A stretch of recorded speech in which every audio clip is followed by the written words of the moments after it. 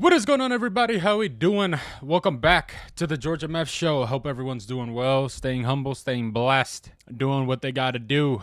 You guys, we got a couple things to talk about this week, or today's Monday. A lot of things been going on in the sports world to say. A lot of news came out, and a lot of things with different sports going on. We'll talk about a little bit about some football today. We'll also discuss about the Yankees.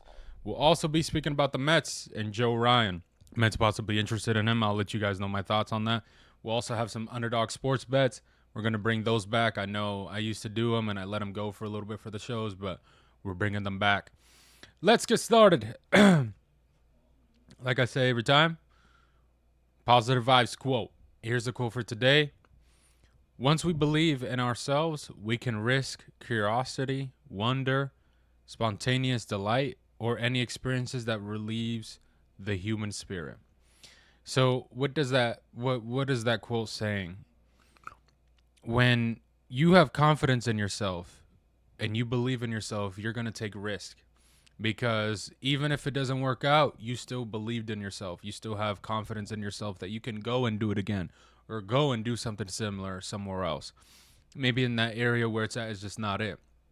But the main point is you got confidence in yourself and you believe in yourself, which is the most important thing. But my biggest thing is I'll say it like this. You got to believe in yourself. You got to understand that you were put on this earth for a reason. It wasn't just for fun.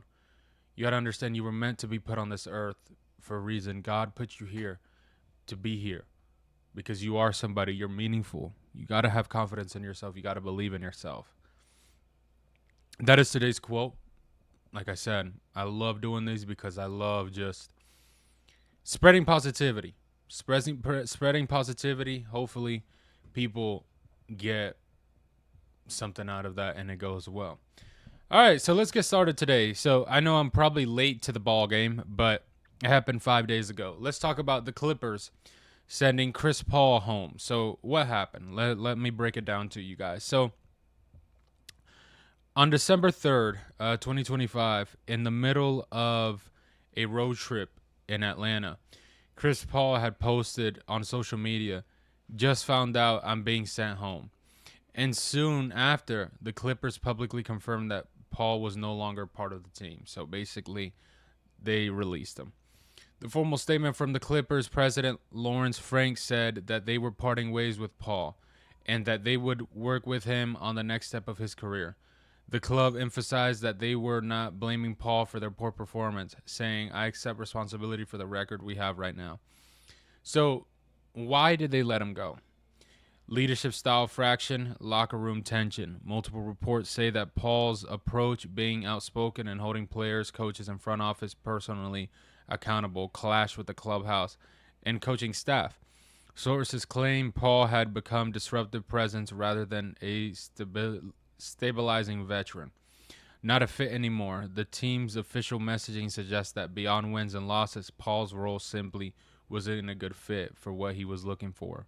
Per coach Tyrone Lue.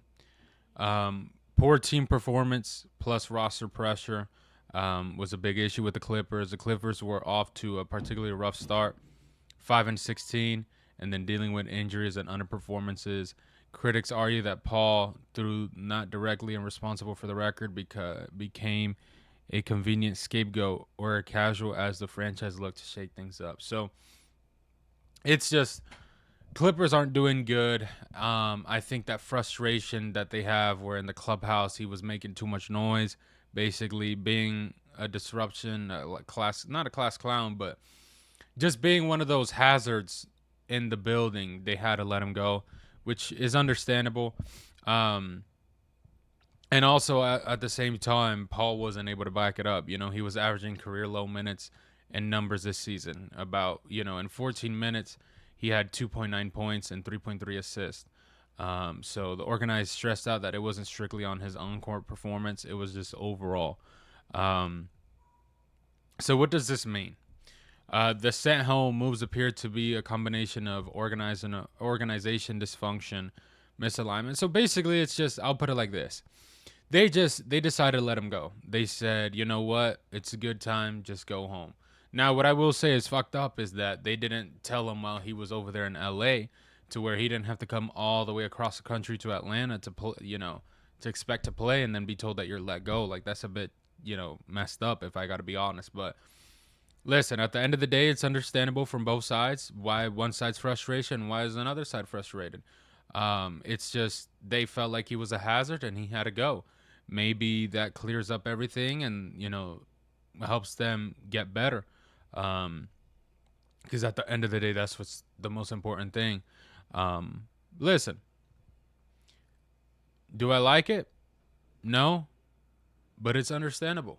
It's a business at the end of the day, and I get why they possibly did this and did that. It's understandable. I get it. But we gotta lock it. They gotta lock in now, because now you're not gonna have no excuses. You can't just go back and throw it on Chris Paul. That won't work. All right, let's shift towards a little bit towards my favorite team, the New York Mets. So it was reported that the Mets are possibly interested in Joe Ryan. There's been several reasons to pursuing someone like Joe Ryan, but let's break it down. Let's talk about it. So, who is Joe Ryan to the people that don't know? So Joe Ryan is 29 years old. He's a right-handed starter for the Twins. In 2025, he had a good season so far. He had a 3.42 ERA in over 171 innings with a whip of 1.04 and 194 strikeouts. He also earned himself a first All-Star selection in 2025. His contract and his value standpoint, he's attractively under control for the next couple of years at a reasonable cost. A rare comfortability for a pitcher of his production or comedy. Because of those factors, a lot of people are interested in Ryan. So let's talk about it.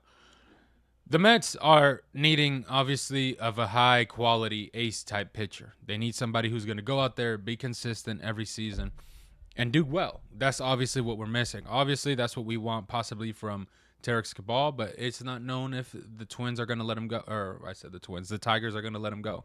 We don't know about that. But listen, he would be a great addition to the team. He's done pretty well for the Twins. Twins are obviously in a little bit of a shakeup because they haven't been good, if we're being honest. And the teams in their division are just getting better. The Tigers, the Guardians, the Royals, they're getting better, and the Twins are just slowly declining. They're not able to win. They make it to the playoffs, and they wet the bed first round, second round.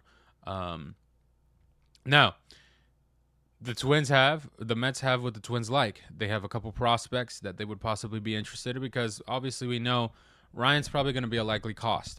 He's under club control for a little while, and he's a good pitcher, and even if he is not that ace type quality starter, you still could throw him in, have a mid-rate, front line or near, ace, middle of the rotation kind of guy. Maybe number 2 or 3 after, Sean Manaea, whoever you want. But Twins are obviously interested. They want prospects. It looks like maybe like Jonaya Tung, the rookie that we had pitch last season. Look, we gotta just the main thing is that we gotta improve the rotation. We had a rotation last season that just wasn't good enough, and that was one of our biggest problems is just pitching. We need to find, and that's the most important thing. We need to find an ace type starter. We haven't had an ace since Jacob deGrom. That's been a little bit. So, maybe Max, if you want to say Max Scherzer and Justin Verlander, but at the end of the day, that didn't work out. What happened. But we got to step it up. We got to go out. We got to push. We got to get pitchers. We got to get people that do well. Now, that's the thing. That'll be the question.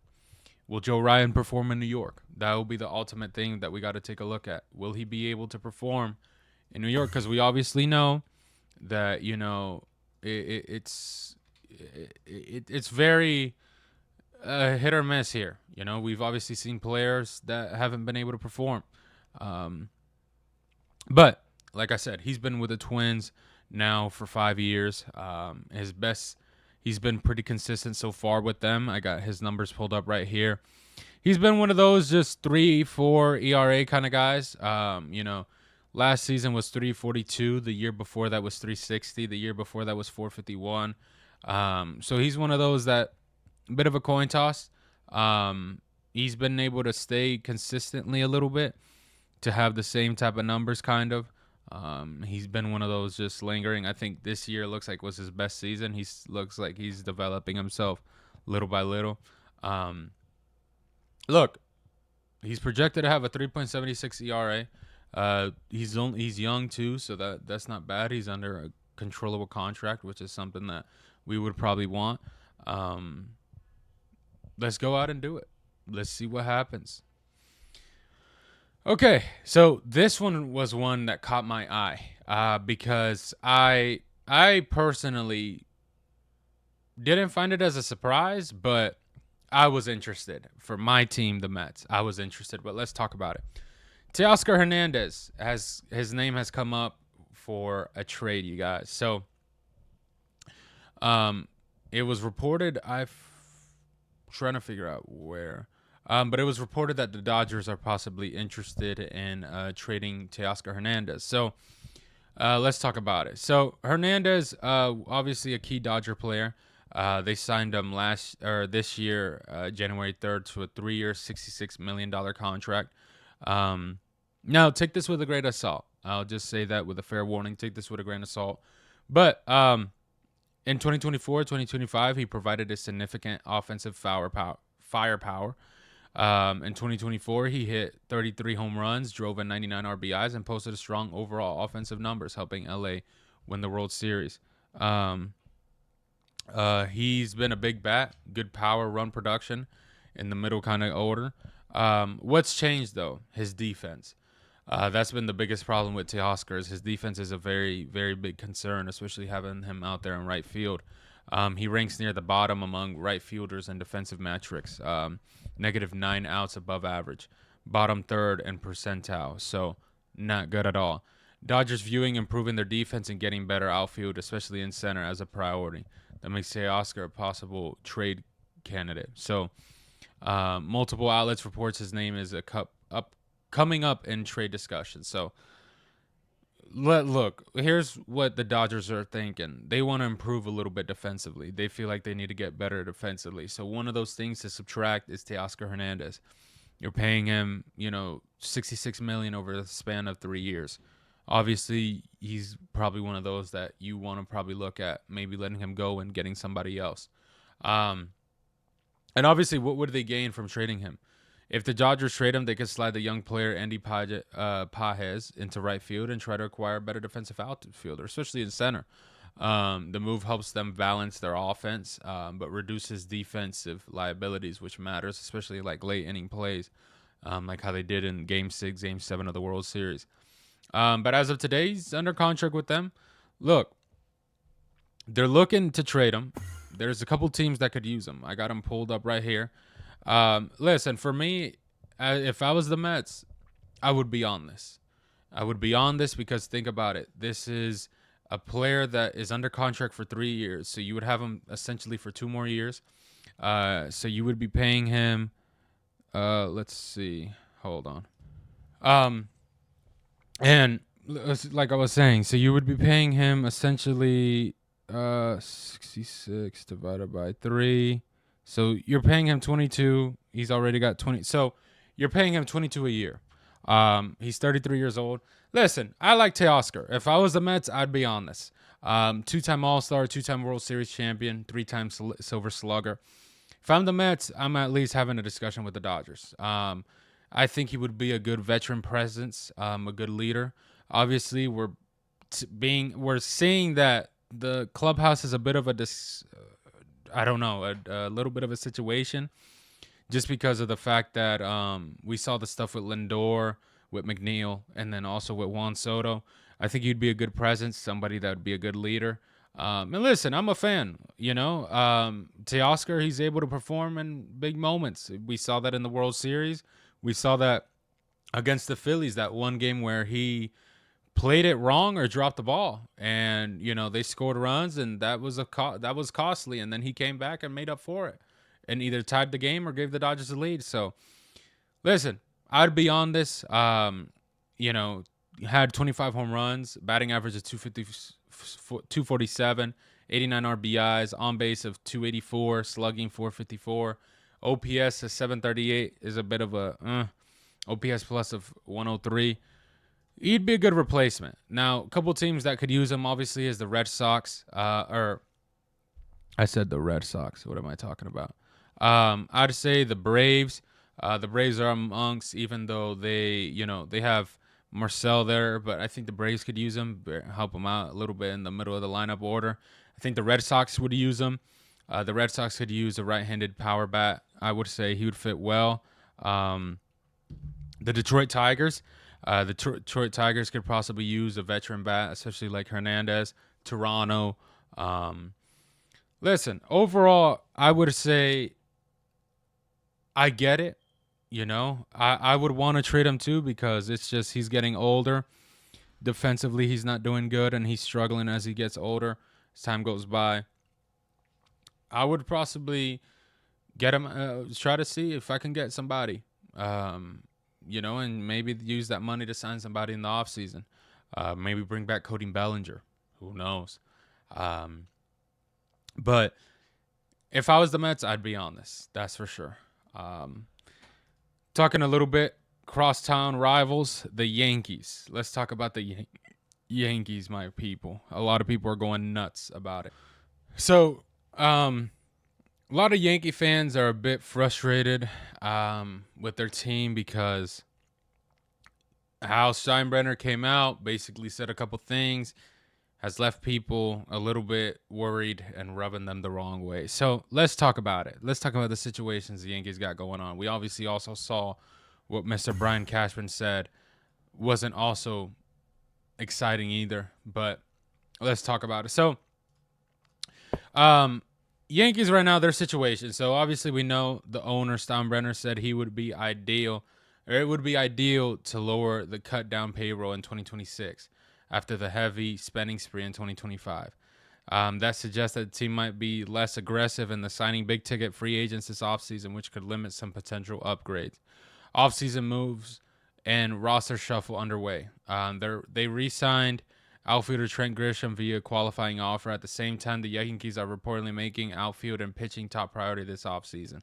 The club said is making big effort to re-sign their free agent outfielder Cody Bellinger, but talks remain uncertainty.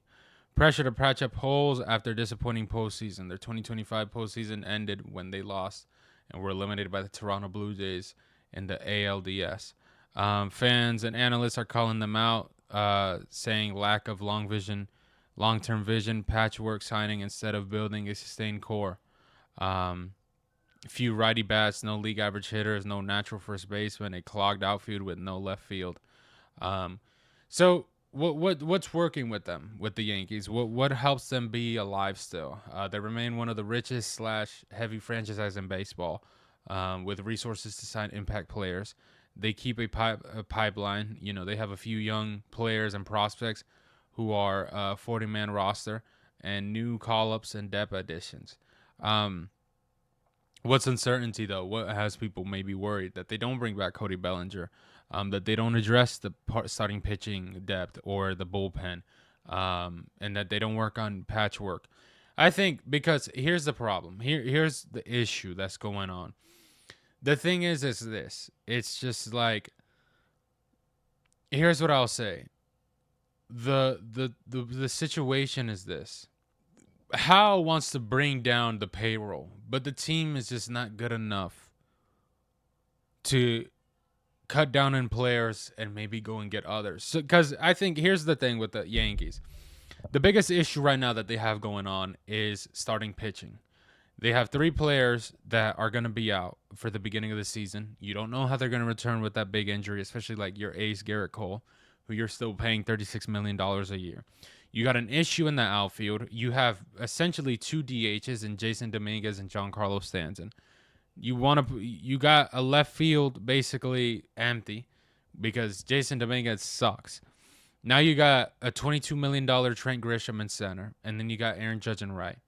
You got a first base that's not occupied with anything right now. You haven't been. Your team hasn't been named in it. Listen, if I'm the Yankees, I get it. You're trying to rely because fully healthy, that starting rotation is nasty.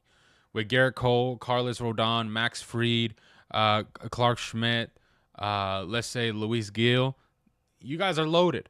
But the problem is right now, that's not just the only issue. You guys have 3 out of those 5 that are going to be hurt, that won't be there at the beginning.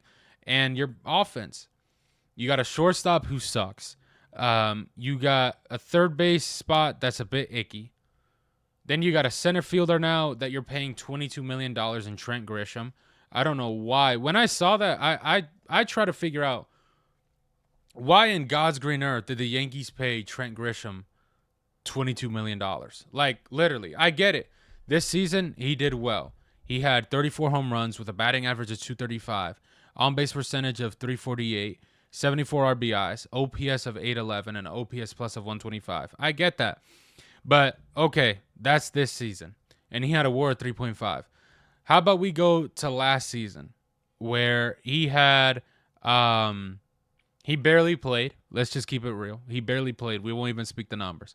Let's go to the year before that when he was with the Padres, where he had almost the same amount of at-bats. He had 13 home runs, 50 RBIs, a batting average of 198, on-base percentage of 315, OPS of 666, and an OPS plus of 84, with a WAR of 1.8. The year before that, batting similarly, he had a 2.7 WAR with 17 home runs, batting average of 184, on-base percentage of 284, OPS of 626, and an OPS plus of 81. The year before that, where he had similar at-bats, 3.1 WAR with 15 home runs, 62 RBIs, batting average of 242, OPS of 740, and an OPS plus of 106. So where in God's green earth are you paying? Why are you paying this guy $22 million when he's shown that he's not consistent with his numbers? Why? When you had a guy that possibly maybe, has gone down a little bit since what we were used to since the get-go, but still produces in Cody Bellinger. Like, that doesn't make sense to me. Why are you paying Trent Grisham $22 million? That's not smart at all. What are you doing? When you could have just let him go, gave that money or a little bit more a year to Cody Bellinger, who's a former MVP, 2-time All-Star, Gold Glove, Rookie of the Year, 2020 World Series champion, NLCS MVP, 2-time Silver Slugger. What are you thinking? That's the first mistake they made, is giving Trent Grisham that kind of money. What are you doing? And then you got to bring back Cody. Cody is very versatile for you guys. It would help you guys out a lot. He plays all outfield, plays first base. Would help you guys out. Now, the situation with DH is going to be very sticky because Giancarlo cannot play the outfield. But Jason Dominguez also can't play the outfield. And then the problem is that, let's take a look. So the thing is, okay, let's take a look at Giancarlo. You still have Giancarlo for another 2 years. Could have him for 3, but it's a club option in 2028. So you have Giancarlo basically for 2 more years. You got that spot occupied, so you got that situation very icky. You're going to be risking it with Jason Dominguez in left field. That's going to be the problem. So I'm trying to figure out, why would you give Trent Grisham $22 million? That's the first mistake you made. You're not trying to spend, you're trying to lower the payroll, but you're making poor decisions. Bullpen. I heard that they're very set on their closer. That's fine. A lot of people are upset they're not going to go after Edwin Diaz. Hey, if he's doing well and they got confidence and he's able to perform in New York, then give it to them. Fudge it. But I get it. I get that frustration with Yankee fans. I get that, now they're no longer looking like the Yankees anymore. It's starting to change a little bit in the New York state. Now it's the Mets looking to spend and the Yankees not looking to spend at all. But you got to improve. You got to want to improve. And I think the problem with Hal is just he's not like that. He's not really like that kind of person that wants to be spending and spending and spending like a drunken sailor. It's just not his cup of tea. That's all it is. Underdog. Let's take a break from sports. Well, not really, but let's help you guys make some cachet. So this is all for the game for this Monday tonight. We got the Eagles versus the Chargers. So let's do it. Here's my picks for today. So I got Jalen Hurts, you guys. I got him higher, 27.5 rushing yards. He loves rushing it. He's had more than 27 almost every game. Go higher on that. I got Saquon Barkley lower than 68.5 rushing yards. He hasn't had that much rushing yards in a couple games, the last 3 games. I'd say go lower on that one. I got AJ Brown, 6.5 targets. Do higher. He's got, and I think he averages around like 10, 11, 12, maybe around there. Lad McConkey, do lower on 5.5 targets. McConkey hasn't seen that much targets at all. I think he's averaged around like 2 or 3. Vote that. Quentin Johnson, I would do higher in rushing or receiving touchdown. I think that would be one of Justin Herbert's favorite guys to throw to today. Do higher on that. That is my sports bets for today. Like I used to say before, and I'll say now, please bet responsibly. Don't get yourself in trouble. All right, so let's talk about UGA versus Alabama. How the game went. Georgia put it on to them 28-7. That's what happened. UGA's quarterback Gunnar Stockton threw three touchdown passes and completed 20 of 26 passes for 156 yards, plus the 39 rushing yards, earning the game MVP honors. The Bulldogs dominated them defensively. Alabama had -3 rushing yards and didn't allow first down through the first 3 quarters. What it means, Georgia clinches, obviously back-to-back SEC championships, first consecutive title since the early 1980s, which will likely earn them a strong seed and first round bye in the upcoming college football playoffs. So UGA looked good. They look good. Very nice. Smart runnings when plays broke out. And quarterback looked well. He did pretty good. Alabama they looked overwhelmed. They looked like they didn't know what the hell to do. Georgia had them up 21-0 at the half. Literally. It was very, very just outmatched, stuck, and frustrated with Alabama. I don't know what they had going on. Maybe it just wasn't their day. But Georgia came out. They closed it out. They had confidence. They were composed, physical, and in control, which is obviously the important thing about it. Players were locked in. That's the overall thing. That's just the span of things. Look, UGA, we'll see what happens. We'll see if they have possibly a better run than what they did last season. If we take a look at the bracket right now, they'd play the winner of Ole Miss and I don't know what's the other team. I